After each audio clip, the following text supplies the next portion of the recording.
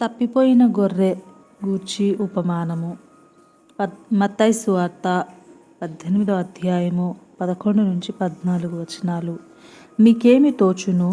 ఒక మనుష్యునికి 100 గొర్రెలుండగా వాటిలో ఒకటి తప్పిపోయిన ఎడల 99 కొండల మీద విడిచి వెళ్ళి తప్పిపోయిన దానిని వెదకడా? వాడు దాన్ని కనుగొనిన ఎడల 99 గొర్రెలను గూర్చి సంతోషించునంత కంటే దానిని గూర్చి ఎక్కువగా సంతోషించునని మీతో నిశ్చయముగా చెప్పుచున్నాను. అలాగుననే ఈ చిన్న వారిలో ఒక్కడైనను నశించుట పరలోకమందున్న మీ తండ్రి చిత్తము కాదు. తప్పిపోయిన గొర్రె దానిని వెదకు కాపరిని గూర్చిన ఉపమానము. పాలస్తీనా ప్రజలకు చిరపరిచితము. ఈ ఉపమానము ద్వారా చిన్న బిడ్డలలో ఒక్కడైనను నశించుట దేవుని చిత్తము కాదని తెలుపబడినది. పాలస్తీనా కొండలపైన పచ్చిక తినుటకు వెళ్ళిన గొర్రెలు సులభముగా తప్పించుకొను అవకాశమున్నది. కాపరులు వాటిని వెదకి కనుగొనిన దాకా విడిచిపెట్టరు. తప్పిపోయిన గొర్రె కనబడినప్పుడు కాపరి మహానందమును అనుభవిస్తాడు. పాలస్తీనాలో గొర్రెల మందలను కాయుటకు ఒకరికన్నా ఎక్కువ మంది కలిసి కాయుచుందురు. ఇలాంటి ప్రమాదము ఏర్పడినప్పుడు మిగిలిన గొర్రెలను కాపరికి అప్పగించి తప్పిపోయిన వాటిని వెదుకుటకు వెళ్ళుచుందురు. లేని ఎడల, విడిచి వెళ్ళిన ఎడల వాటిలో ఎన్నో పోగొట్టుకునే అవకాశమున్నది. తప్పిపోయిన ఒక్క గొర్రెను కనుగొనినను కాపరి, ఆ గ్రామస్తులు అందరూ ఆనందాన్ని అనుభవిస్తారు.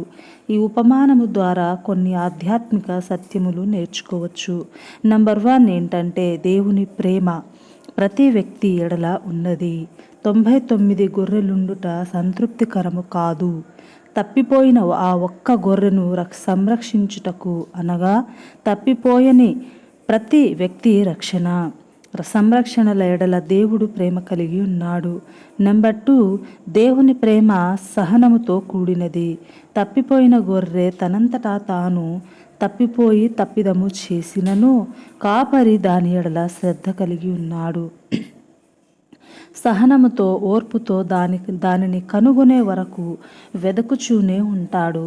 అలాగే దేవుడు నశించిన దానిని, తప్పిపోయిన వ్యక్తిని వెదకి రక్షించుటలో ఎంతో సహనమును కలిగి ఉన్నాడు.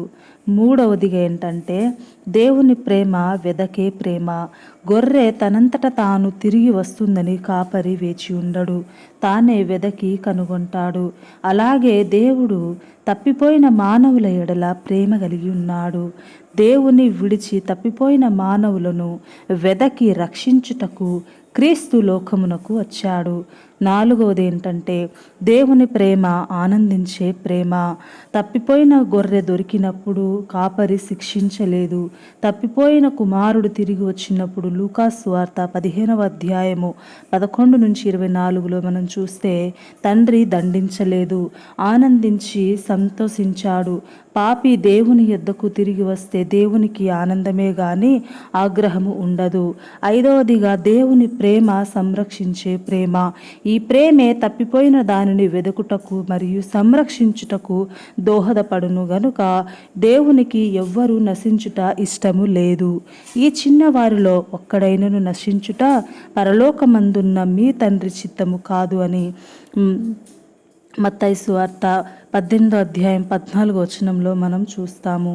మరి ఇక్కడ ప్రభువు ఇలాగున హెచ్చరిస్తున్నాడు, చిన్న పిల్లల ఎడల సహితము దేవుని ప్రేమ అట్టిది. ఆమేన్. ప్రార్థన. పరిశుద్ధుడా, నీకు స్తోత్రములు, వందనాలు చెల్లిస్తున్నాము. దయగల రాజా, నీకు వందనాలు. నీవు మాతో మాట్లాడిన విధానమును బట్టి మరి మీకే స్తోత్రములు. ప్రతి ఒక్కరిని నీవు అలాగున దీవించు, బలపరచు, ధైర్యపరచు, నడిపించు నైనా. ఇదిగో ప్రభువా, తప్పిపోయిన ఒక్క గొర్రెను విషయంలో నీవు ఎంతగానో ప్రేమ చూపించి నడిపించావయ్యా, నీకు స్తోత్రాలు.